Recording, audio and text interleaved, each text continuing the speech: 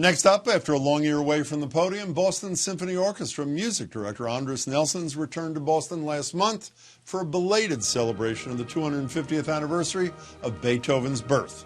Nelsons was originally scheduled to perform all 9 of Beethoven's symphonies last fall before the season was canceled. But the show has gone on, and Nelsons now leads the orchestra in Beethoven's 3rd, 5th, 6th, and 7th symphonies in 4 pre-recorded performances that started streaming today. As part of the BSO's slew of online offerings, Andris Nelsons recently joined me. Andris, I've really missed you. It's wonderful to see you back in town. Thank you. It's so great to be back. Good to see you. You look great, and it's so great to be back. I can't believe it's a year since then. Yeah, when you say that, Andris, you had not been on the stage at Symphony Hall for 12 months until you returned last month. What was it like setting foot on the stage again? It was really amazing. I mean, it's also incredibly crazy how fast the time has passed and how fast it seemed like it was just yesterday, but coming back it was very emotional, seeing our amazing hall and seeing the orchestra back,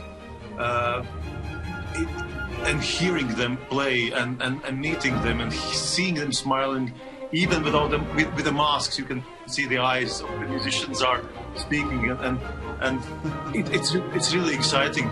So I assume you couldn't have a full orchestra like you normally have. Is it more difficult to perform Beethoven with a portion of the BSO rather than all of the BSO? I must say, of course, the distancing and of course the priority, the health being a priority, it is certain challenge because we sit more spread out and there's more distance, and of course having masks. But again, this is one of the best orchestras in the world. Great professional. They know what to do, and of course we have amazing concert hall, and it feels so great to be even with a distance feeling together. It took a bit time to get used, but it works really perfectly wonderful. And actually, with this distancing, you see individual musicians of the orchestra. You see and also hear even better because when you have musicians closer to each other, the sound blends in a different way. This way you hear Tatiana, or you hear Tamara, and then you hear Kathy or Tim or somebody, all the members of the orchestra very clearly, and it's very interesting as well because of that.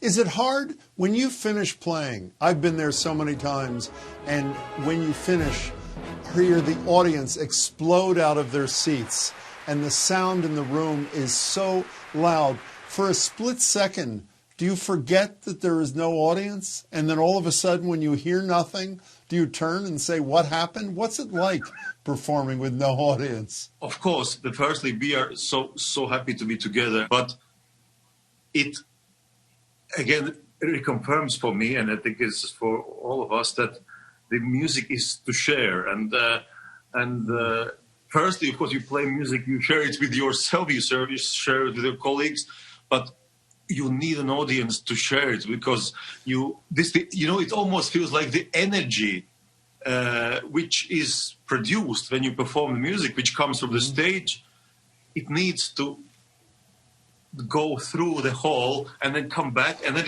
this mystical thing which makes the music so special. So that, of course, we are looking forward to do when we are fully able to have the audience. But the streaming, we actually reach out, as the numbers say, and that to much more audiences and much more people. Of course. That in every day's concert, and that's also very interesting to realize when you conduct and perform without the audience visible, that there are so many people watching and listening, near the screens everywhere in the world, around the world, and that of course gives a very special feeling as well. So, what did you do for most of this last 12 months? What did you do with yourself? I abused myself. eating a lot of food. So that was one negative aspect, a lot of food. And, what else? And but I also started because I used as a boy, as a youngster, I used to do the martial arts, and I Really? now since a year now came back to doing that, which makes me more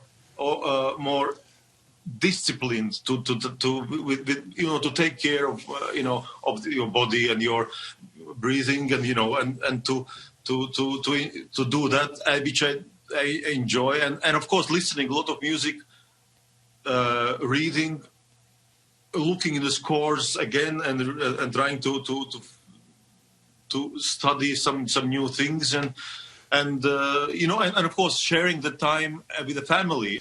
Andris, when I spoke to you and Mark Volpe in October, you just signed your new contract extension. You were in Germany, and I asked you how you're doing with your trumpet playing, and you said it is in a very dark place. Is it still in a dark place, or has it gotten any lighter? It is in a quite dark place because as the trumpet is a silver made, when the silver is been standing for a while, not polished, it looks a little darker. So it's literally in a dark place now. We'll give you a pass. One last thing, seizing on what you said a minute ago, did you learn something about yourself in this year that you think will cause you to come back and do what you do differently from how you did it before? Do you understand what I mean? Yes, absolutely. I've been thinking, even now today we were talking with Bernadette, that I think many things before, I personally, and I think maybe many of us, I forgot that actually the importance of every moment, what happens in life, every concert, every conversation, every relationship, every day when you meet your family or your friends or your musicians, or when I talk to you, and I realize that I don't want to sound pessimistic, but it could be the last ones, or it could be its values somehow. The value of the moment and is somehow higher than it. I don't mean that we don't value all that time, but I think it's literally and physically important to feel that moment when we are enjoying or sharing, and to really value that, and I think to value the moments with the family or with anything you do. It has more kind of really more value, more spiritual feeling. That not being pessimistic is rather thoughtful and rather optimistic to actually enjoy the moments when we can. Let me say, here's hoping, Andris, this is not the last time. That's number one. Number two, please say hello to Bernadette, and I know I speak for thousands of people. I can't wait to see you, your orchestra, and hear Beethoven in February. I am really excited. It's wonderful to see you, and please stay well. Thank you so much, and I also want to say it's so great to see you, and again another short thing. Really realizing that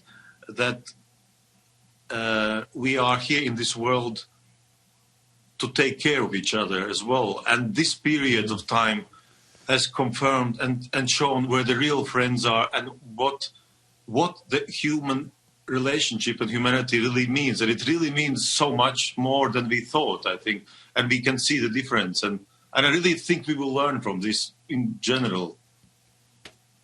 You're a terrific human being, Andris Nelsons. It's great to see you. Be well. Thank you. Great to see you, and stay healthy, and much love to everyone. To catch all of the spirit of Beethoven, along with everything else the BSO has to offer, including several archival WGBH Evening at Symphony episodes, visit bso.org/now.